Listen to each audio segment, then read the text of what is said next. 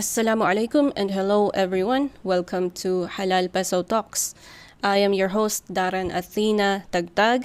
Let's talk about what Halal Peso Talks is all about. So this is a channel that I decided to start in order to hopefully build a community of Filipino Muslims who are looking to invest in the halal industry in the Philippines, and also who are looking for halal investment options in the Philippines in particular. So like that's basically the main reason why this channel is here. Just to give you a heads up, this is gonna be kind of like a podcast type video where I just talk and like share my screen at the same time. In this particular video, we're gonna talk about why the Philippine halal industry is worth the investment. We're also gonna see what are the Philippine halal industry goals at the moment, and what are the Philippine Shari'ah-compliant stocks, if there are any even. Okay, so why talk about this? Okay, so I started investing in the Philippine stock market around the pandemic time. I started learning about stock investing around pandemic time, and then I started officially investing, making like informed investment decisions around 2022. At the time also I was already Muslim, so like I was very careful about this the halalness of my investments, because of course I want to make money, I want to make extra passive income, but I want to make sure as a Muslim that I am not doing anything haram, and this is the challenging part for us Muslims, anywhere around the world, not just Filipino Muslims, anywhere around the world. And this is why you can see, if you search halal investing on YouTube, or just like find any content related to halal investing, you'll see a lot of content from the UK. There are a lot of Muslims in the UK who are looking for halal investment options, and I think they are doing very well when it comes to that. There are well established like Islamic financial services there, and also in the ASEAN region. I actually looked into this just yesterday. The leading country in the ASEAN region that provides Islamic financial services is Malaysia, and me as a Filipino Muslim, that is one of my dreams for the Philippines. As a Filipina, I want to be able to live in my country, in my home, comfortably, being able to practice like my halal dietary requirements, and run a halal business, run a business and generate income in a halal way. So hopefully, that is like the direction that I want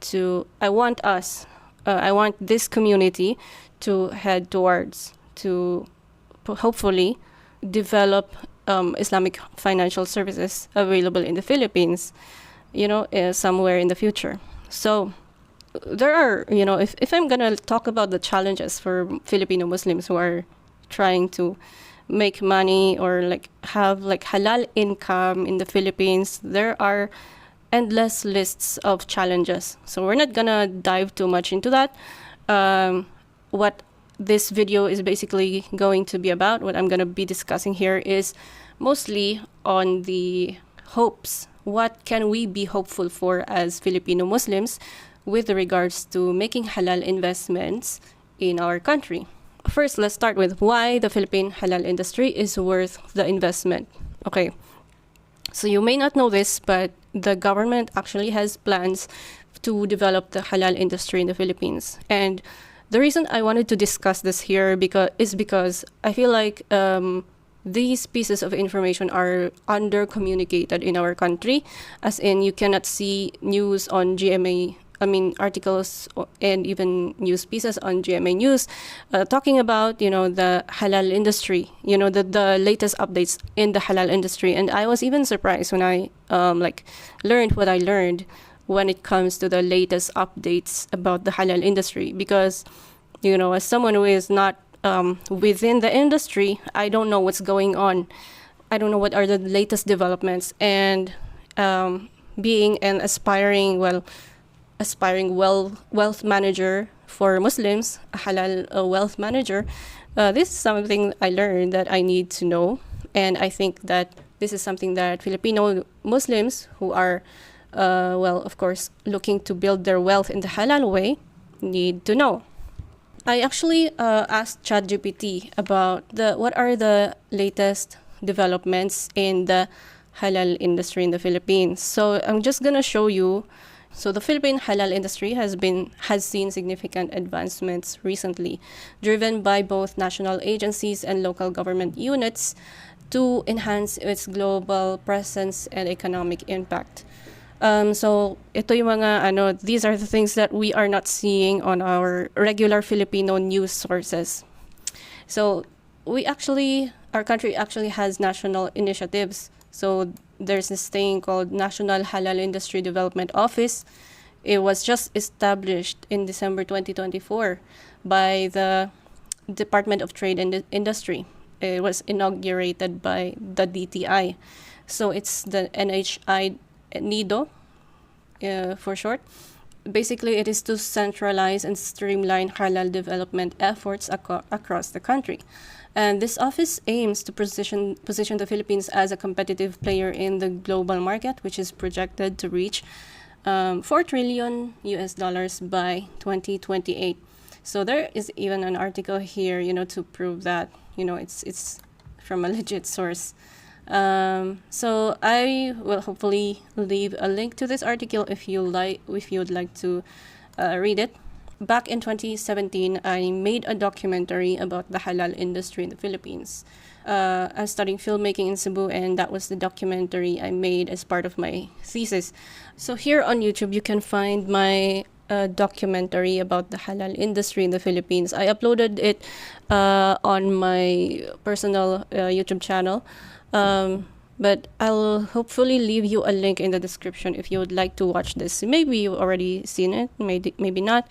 Basically, it shows you the struggles of, Filipino Muslims about halal food in the country, the availability of halal food. This was back in 2017, and yes, it is 7 years ago. It was a long time ago, but I believe it's still very much relatable today. And one of the things that I learned from this documentary is that there is not enough demand for halal food among Filipino Muslims. And I think that is the reason why there is a deficit or scarcity of halal food products in the Philippines. And most of the demand for halal products and food in our country are coming from foreign students, foreign Muslim students. So yung mga foreign Muslims, sila pa ang naghahanap ng halal sa atin. While we Muslims, or Filipino Muslims, hindi tayo naghahanap ng halal. And of course, businesses, when they see that there is no demand, they don't see the need to start a business around that type of product, So go ahead and watch this documentary if you would like to see more about that. As someone who made a documentary back in 2017 where I didn't see back then, I don't remember seeing any government initiatives, to support the halal industry in the Philippines. I feel like these latest developments are big developments already. This means we have more to take advantage of today. Item number 2 says Philippine Halal Industry Development Strategic Plan 2023 to 2028. This was launched in January 2024. So it's a 4-year plan which focuses on increasing halal output to meet rising domestic and international demand. So I hope that the domestic demand, in the Philippines for halal products is truly increasing. And this is good. This is good that we have rising domestic and international demand. Establishing a national brand to position the Philippines as a leading halal-friendly hub in the Asia Pacific. Yeah, that is a dream come true if it were to come true, inshallah. So creating a one-stop shop to facilitate stakeholder coordination, whatever that means. Basically, like to as well attract investment towards the halal industry in the Philippines, I guess. Okay, but let's go to the third item, international engagements. Philippine companies secured $100 million in deals at the Saudi Halal Expo in Riyadh in October 2024, highlighting the country's active participation in the global halal market. Okay, and then we have local LGU initiatives in our country. So we have, I guess, as part of that 4-year plan, there are halal awareness programs. This is probably why I've been like seeing requests to show my documentary in like certain seminars or programs, and school presentations. I guess some teachers come up and try to like seek my permission if they can show this documentary, which is alhamdulillah nice. So I'm really glad that like there is an increasing interest towards the halal industry in the Philippines.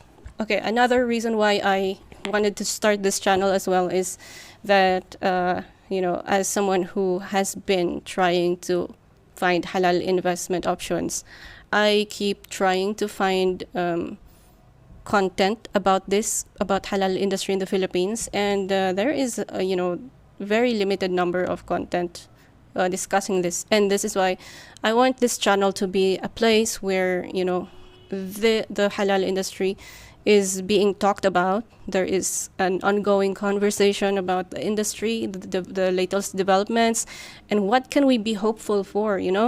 So certainly the 4-year plan, this strategic plan, 4-year plan on the halal industry is like something we can look forward to. Here's an article by Salam Gateway.